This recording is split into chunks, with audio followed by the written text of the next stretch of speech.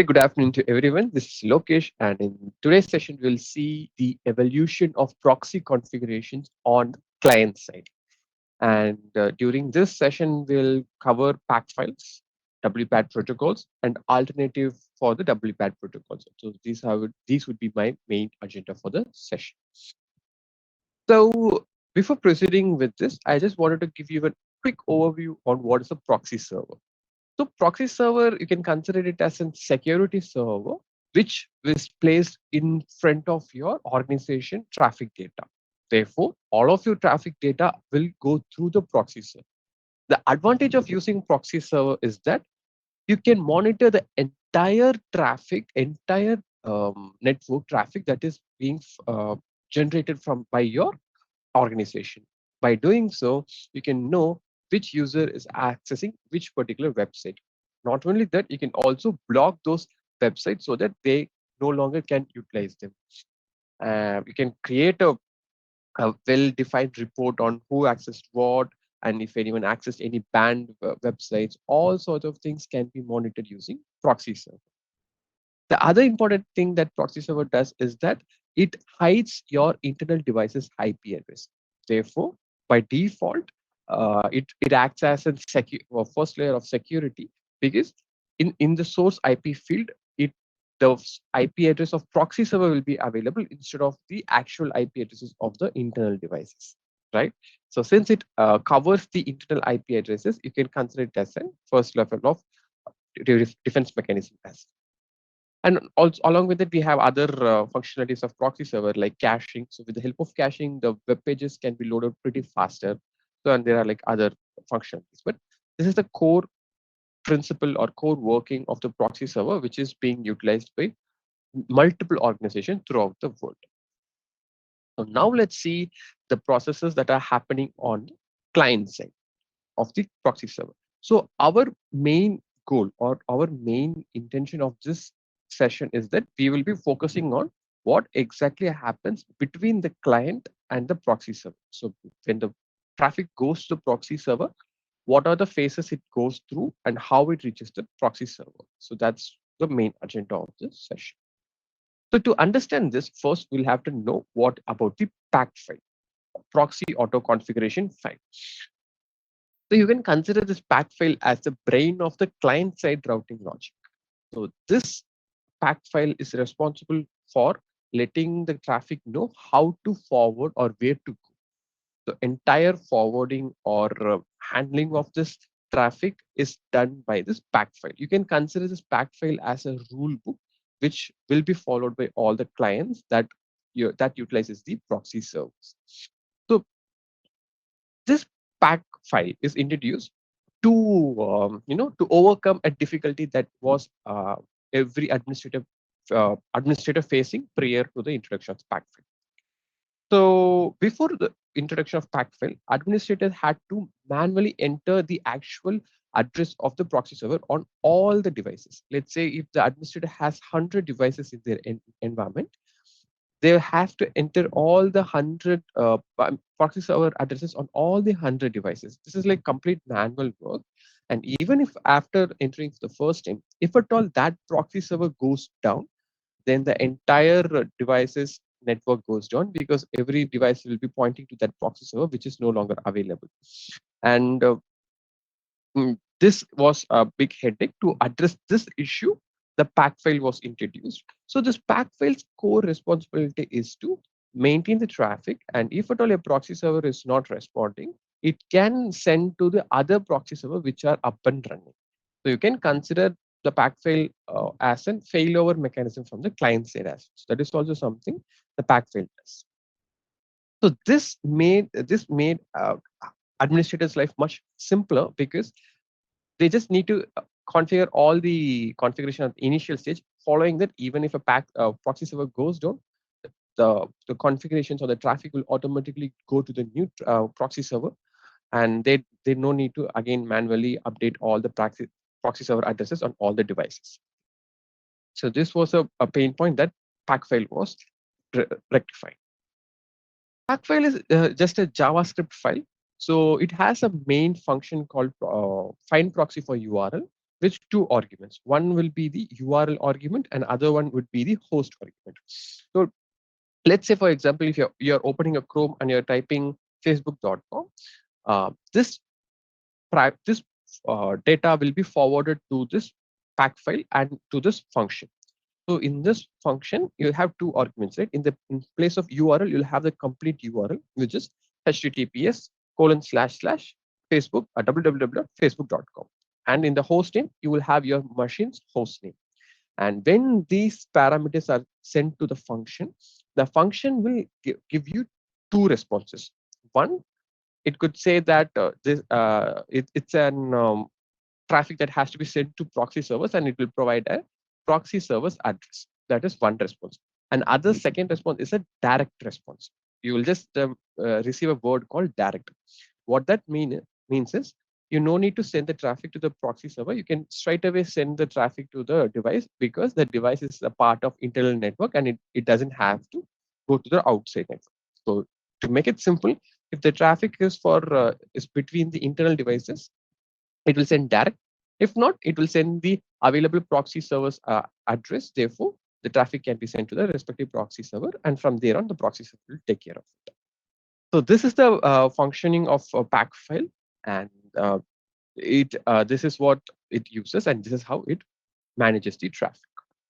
So now we have seen the core component of the proxy client side. Now we'll see what exactly happens on your system.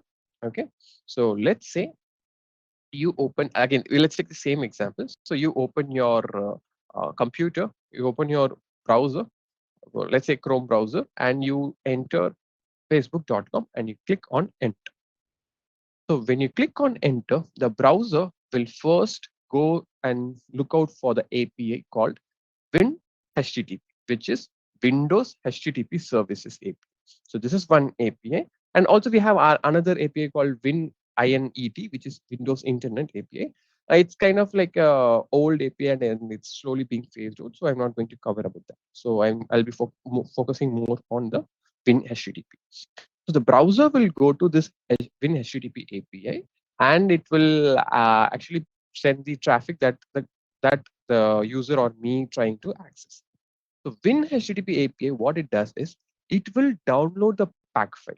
It knows the address because we at the initial stage we must have provided the address in the computer, right? So we must have manually have provided the address of the pack file. So it knows the pack file address and it will download the pack file from the available server. So once it downloads it, it will have that function, right? So in the previous slide we saw, right, find proxy for URL. So it will have that function and it will send that URL and the host name to that function and it will look for the response. So it sees if it's a direct response or if it's like a response for a proxy server. In our case, it's obviously facebook.com and external communication. So it will get an address of one of the proxy servers that is available. Once the WinHTTP gets the proxy server's address, it will forward the traffic. It will ask the browser to forward the traffic to the proxy server. So from there on, it will use that proxy server to communicate to the external world. So this is what that exactly happens in your Windows device. If you look carefully, even here we will have to manually enter the address of the pack file, right? So yeah, again, this could be like one-time configuration that you have to do at the beginning of while you set up the device, but still it's a configuration. So if there is like 1,000 devices, then you will be performing this on 1,000 devices. So it's again a manual intervention it requires. So to address this, on 1999, Windows, Microsoft, and other organization combined and created a protocol called WPAD protocol. So web proxy auto discovery. So with this protocol, what happens is the Windows device has the ability to automatically discover where its pack file is available, and it will automatically download it, and it knows like where to send the traffic. So there was no no human intervention needed to set up the proxy server in your environment or on your device. It was like it was a like great step forward to reduce the load on the system administrators. So again, in this, it's core responsibility to automate the entire proxy configuration. And so to automate entire proxy configuration, we have this file called WPAD.dat. So this is the PAC file that the WPAD protocol uses. So this WPAD.dat file usually will hosted on a web service. And whenever a new device join to the network, the device will send the WPAD request to the DHCP servers, and it will get the location of the WPAD web server, and it will the download the WPAD file. So this is what the actual mechanism. If you want to set up a WPAD, so this WPAD is by default is enabled in your devices. So if you can see this screenshot, it is on state, right? So it is by default. Even if you're utilizing Windows 10 or if you're utilizing Windows 11, or for the matter, if you're utilizing Windows Server 2022, 2025, whichever you use, this auto proxy discover is on by default. Therefore, when you just add your device, when you join to your network, your device will automatically send the WPAD requests to the DHCP server. And if the DHCP server responds with the WPAD response, then it knows the web server which hosts the WPAD file, and it will download the WPAD.dat file, and it will continue with the proxy configuration. So to achieve this, client doesn't have to do anything. It's just that they will have to enable the automatic proxy configuration setup. So that's enable is there.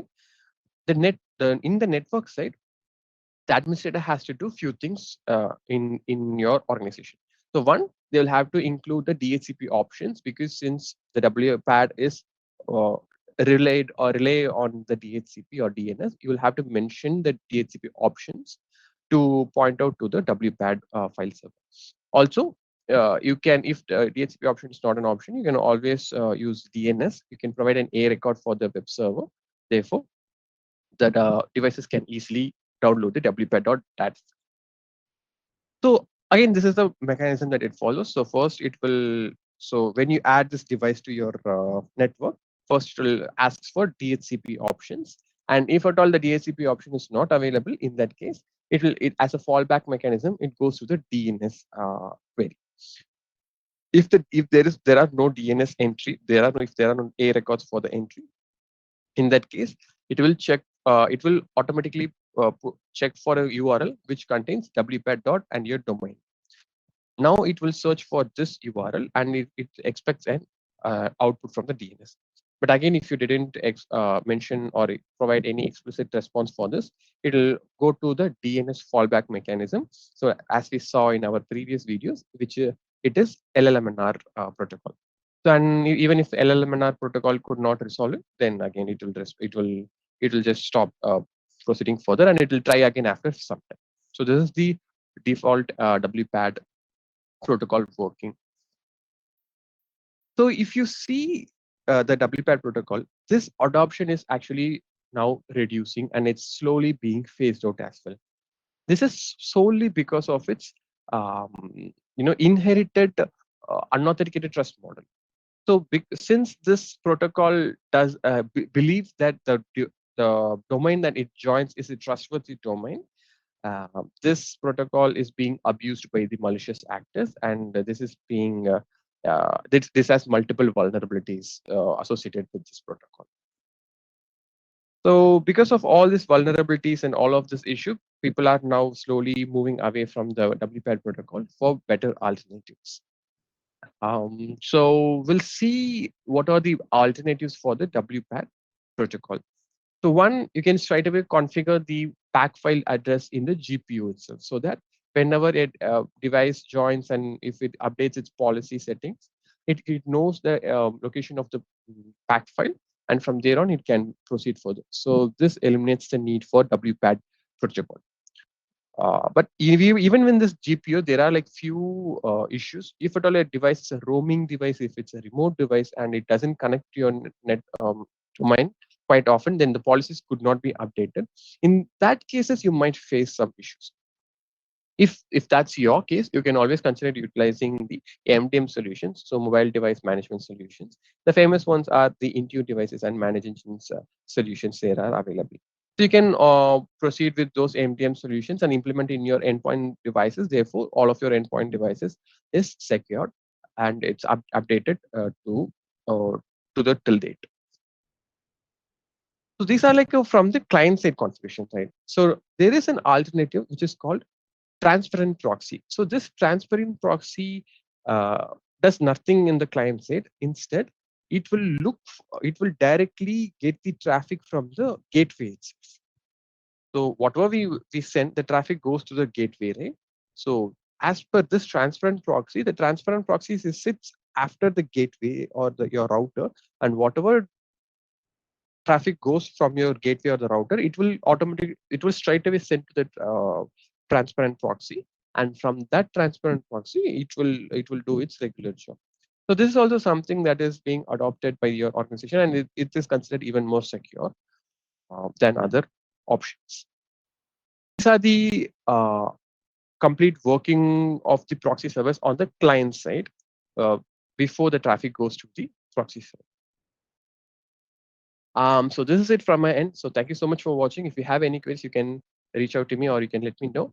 I'll happy to assist you. Thank you so much. Have a wonderful day. Bye bye.